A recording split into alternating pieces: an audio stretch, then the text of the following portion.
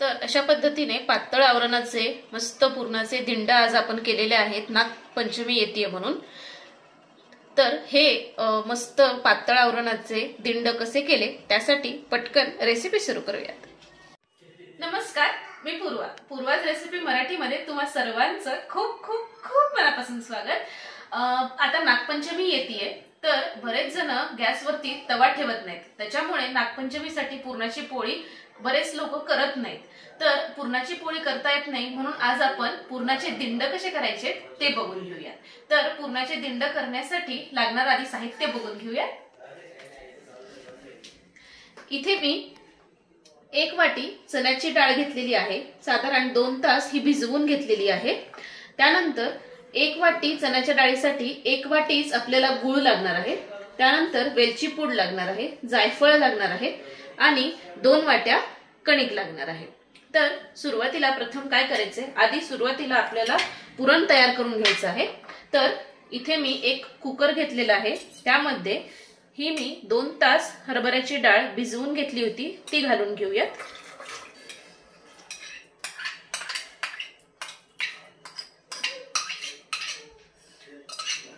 आणि ह्याच्यामध्ये जर तुम्हाला कट करून घ्यायचं असेल किंवा कटाची आमटी करायची असेल ना तर तुम्ही थोडंसं पाणी घातलं तरी काहीच हरकत नाही। मला कटाची आमटी करायची नाहीये त्यामुळे मी जास्ती पाणी घालणार नाहीये, थोडंसंच पाणी घालणार आहे। आणि कुकरचं झाकण लावून तुम्ही यामध्ये ना जर तुम्हाला कलर अजून चांगला पाहिजे असेल तर तुम्ही हळद घालू शकता, आमच्याकडे नाही आवडत म्हणून मी हळद नाही घालत आहे। आता कुकरचं झाकण लावून घेऊया आणि मीडियम आचेवर ह्याच्या जवळजवळ 4 शिट्ट्या काढून घेऊयात। इकडे आपली डाळ शिजतीये तोपर्यंत इथे मी 2 वाटी गव्हाचं पीठ घेतलेलं आहे, यामध्ये थोडंसं मीठ घालून घेऊयात, मिक्स करून घ्यायचे आणि ह्याची एक कणिक मळून घेऊयात। आपण पोळीसाठी जशी कणिक मळतो ना तशी थोडीशी त्याच्यापेक्षा सैलसर मळायची आहे।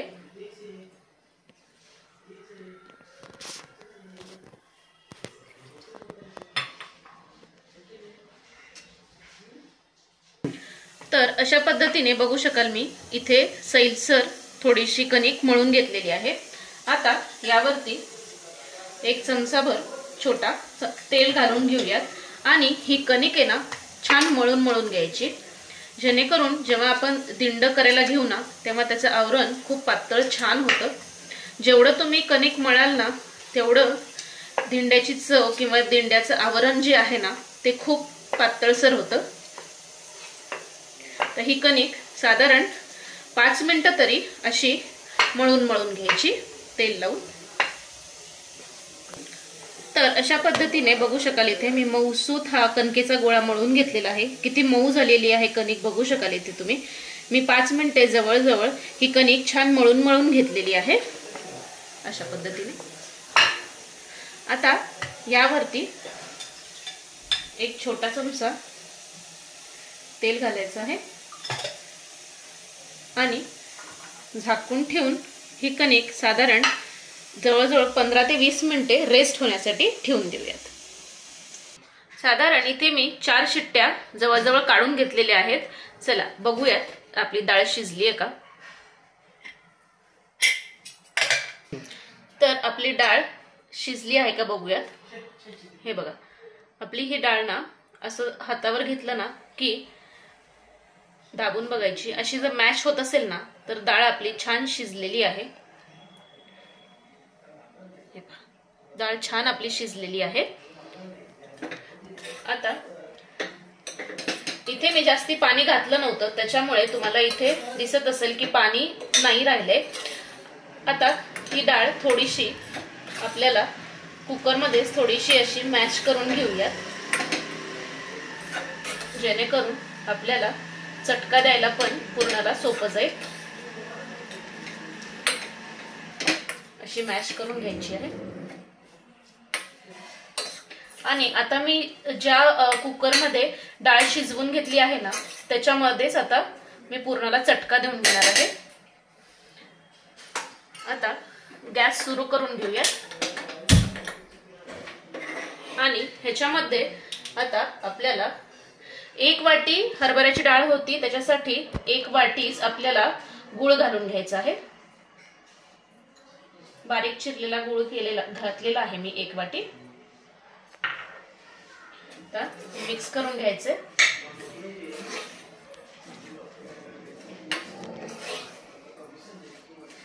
गॅस आपल्याला मीडियम आचेवरच ठेवायचा आहे। स्लो मीडियम करतच आपल्याला पूर्णाला चटका देऊन घ्यायचा आहे। इथे साधारण जवळजवळ 3 ते 4 मिनिटे झालेली आहे। बघू शकाल तुम्ही इथे गूळ आपला पूर्णपणे डाळीसोबत मेल्ट झालेला आहे किंवा विरघळलेला आहे आणि हे मिश्रण बघू शकाल इथे तुम्ही थोडंसं पातळसर झालेलं आहे। गूळ घातल्यामुळे गूळ वितळल्यामुळे हे मिश्रण थोडंसं सुरुवातीला पातळसर होतं। आता साधारण अजून 10 मिनिटे तरी आपण हे शिजवून घेऊया। मीडियम आचेवरच शिजवून घ्यायचं आहे। खूप हाय हीट ठेवायची नाही कारण तुम्ही जर खूप हाय हीट ठेवाल ना तर खाली पुरण आपलं किंवा डाळ आणि गूळ खाली लागून करपू शकतं। त्याच्यामुळे गॅस हा मीडियम आचेवरच ठेवायचा आहे आणि सतत ढवळतच आपल्याला हे शिजवून घ्यायचं आहे।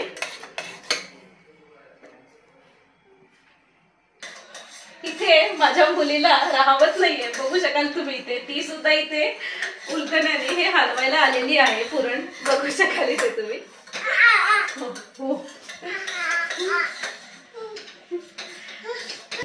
एक साधारण 10 मिनिटं झालेली आहेत, बघू शकाल इथे तुम्ही। गूळ घातल्यानंतर आपलं जे मिक्सचर होतं ते पातळसर झालं। आता 10 मिनिटांनंतर जवळपास बघू शकाल घट्टसर असं गोळा व्हायला सुरुवात झालेली आहे।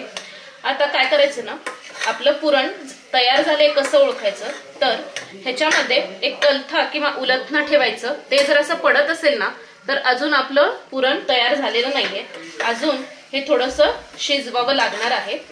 साधारण अजून 5 मिनिटं लागतील आणि पुरण जेव्हा तुम्ही शिजवताल ना ते जरा एका जाडबुडाच्या कढईत किंवा जाडबुडाच्या भांड्यामध्ये शिजवा, म्हणजे खूप छान शिजलं जातं। तर हे मी सतत हलवत किंवा ढवळत हे पुरण शिजवून घेत आहे, बघू शकाल इथे तुम्ही। 10 ते 12 मिनिटं झालेली आहेत जवळपास आणि ह्या स्टेजला ना आपल्याला गॅस संपूर्णपणे मंद आचेवर करून घ्यायचं आहे कारण हे मिश्रण आपलं घट्ट झालेलं आहे। त्याच्यामुळे जर गॅस मीडियम किंवा जास्त हीटवर असेल ना तर पुरण आपलं खाली लागून करपू शकतं। त्याच्यामुळे गॅस आपल्याला मंद आचेवरच ठेवायचा आहे। तर बघू शकाल किती घट्टसर मस्त गोळा होतोय अशा पद्धतीने। अजून साधारण 2 ते 4 मिनिटं अजून लागेल होण्यासाठी।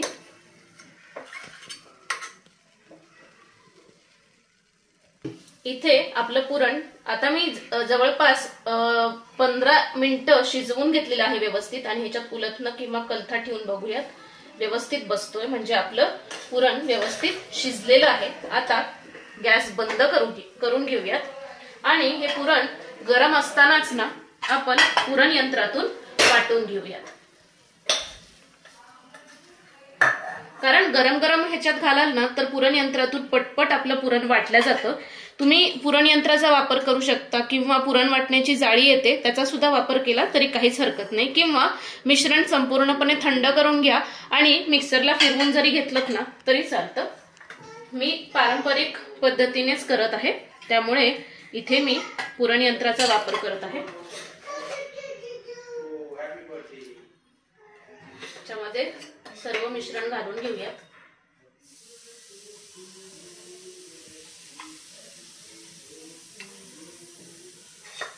इथे मी संपूर्ण मिश्रण पुरण यंत्रात काढून घेतलेलं आहे आणि एक खाली बोल ठेवलेला आहे।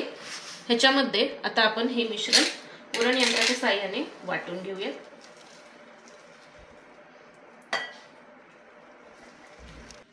अशा पद्धतीने मी पुरण यंत्रातून सगळं पुरण वाटून घेतलेलं आहे, बघू शकाल इथे किती मस्त वाटल्या गेला आहे। आता ह्यामध्येच आपल्याला 1 चमचा वेलची पूड घालायची आहे आणि गूळ आहे म्हटल्यानंतर जायफळ येणारच, जायफळाची पूड घालून घ्यायची आहे।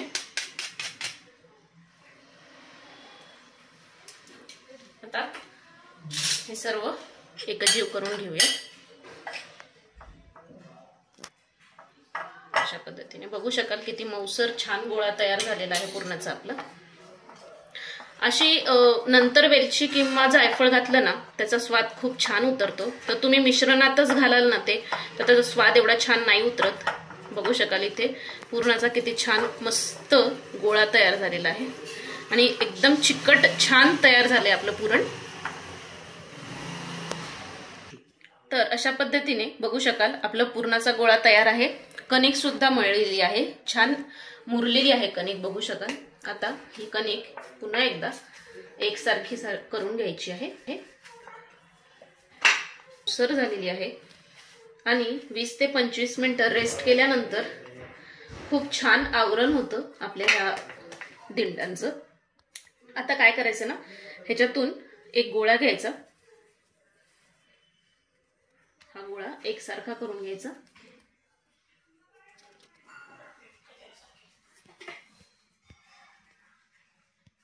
आणि पोळपाटावर तुम्हाला जर वाटत असेल ना तर थोडंसं खाली तेल लावून घ्या। पोळपाटाची अजिबात गरज नाहीये, पीठ बिलकुल लावू नका। जशी आपण पुरीचा आकार करतो ना तसंच करायचं आहे, पातळसर करायचं आहे।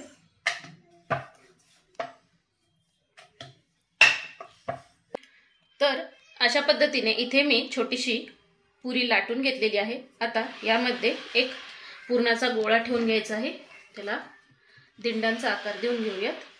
जेवढी कणिकाचा गोळा घेतलाय ना त्याच्यापेक्षा थोडा जास्ती आपल्याला पुरणाचा गोळा घ्यायचा आहे। आता हे अशा पद्धतीने बंद करून घ्यायचं आहे, अशा पद्धतीने जबरदस्त अशा पद्धतीने थोडंसं दाबून घ्यायचं आहे आणि ही साइड उचलून ह्याच्यावरती बघ, जबरदस्त असा आकार आपल्याला करून घ्यायचा आहे। तर अशा पद्धतीने हे दिंड मी करून घेतलेले आहे। आता अशाच पद्धतीने सर्व दिंडे आपण करून घेऊयात।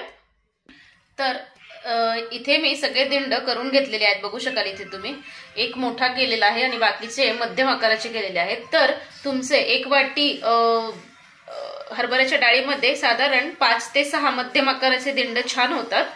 आणि हा जो टिल्लूसा जो दिसतोय ना तो माझ्या मुलीसाठी आहे केलेला, म्हणून तो छोटूसा केलेला आहे। आता इथे स्टीमर मध्ये पाणी उकळवून घेतलेलं आहे, हे पाणी खळखळ आपल्याला उकळवूनच घ्यायचं आहे आणि मगच त्याची स्टीमरची प्लेट त्याच्यामध्ये ठेवायची आहे। इथे स्टीमरच्या प्लेटला मी इथे तेल ग्रीस करून घेतलेलं आहे। आता हे जे दिंड केलेले आहेत हे ठेवून घेऊयात आपण त्याच्यावरती, हा छोटूसा माझ्या मुलीसाठी। आणि ह्या उकळत्या पाण्यातच आता ही प्लेट स्टीमरची ठेवून द्यायची आहे अशा पद्धतीने आणि झाकण लावून मीडियम आचेवरती आपल्याला फक्त 10 मिनिटे हे दिंड छानपैकी वाफवून घ्यायचे आहेत। जास्ती वेळ वाफवायचे नाहीत कारण मग ते खूप असे चिवट होतात, म्हणून 10 मिनिटं पुरेसे आहेत दिंड वाफवण्यासाठी। तर अशा पद्धतीने साधारण 8 ते 10 मिनिटे मी मीडियम टू हाय हीटवर हे दिंड शिजवून घेतले आहेत, बघू शकाल इथे तुम्ही। वा क्या बात आहे, जबरदस्त किती छान शिजल्या गेलेले आहेत बघू शकाल इथे तुम्ही, मस्तच। आता हे आपण दिंड काढून घेऊयात।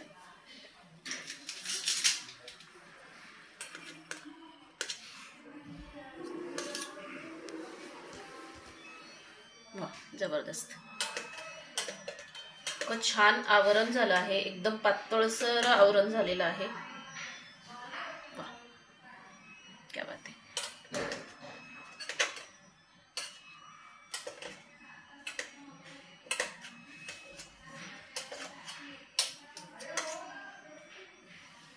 जबरदस्त, किती सुंदर दिसत आहेत बघू शकाल इथे तुम्ही। तर अशा पद्धतीने बघू शकाल इथे सगळे दिंड मी वाफवून घेतलेले आहेत छानपैकी. किती सुंदर आकार आलेला आहे. आणि हा टिल्लूचा माझ्या मुलीसाठी आहे. आता एक ओपन करून दाखवते.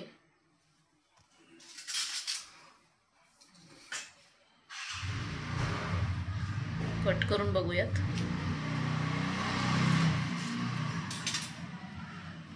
वा, जबरदस्त. बघू शकाल इथे तुम्ही पुरण किती छान आतपर्यंत गेलेलं आहे. वा, जबरदस्त. किती सुंदर दिसत आहेत आणि किती पातळसर आवरण झालेलं आहे. बघू शकाल इथे तुम्ही. क्या बात आहे.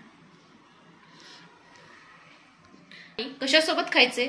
साजूक तूप, वरतून गरमागरम दिंड आणि वरतून साजूक तुपाची धार. आहा, क्या बात आहे. जरूर करून बघा या नागपंचमीला. आणि केल्यानंतर मला कमेंट करायला विसरू नका. तर आज तुम्ही वेळात वेळ काढून ही रेसिपी बघितली त्याबद्दल तुमचे खूप खूप खूप धन्यवाद. आणि अशाच मस्त मस्त रेसिपीजसाठी पूर्वाज रेसिपी मराठीला नक्की लाईक करा, शेअर करा आणि सबस्क्राईब करा. तोपर्यंत मस्त खा आणि स्वस्थ राहा. धन्यवाद.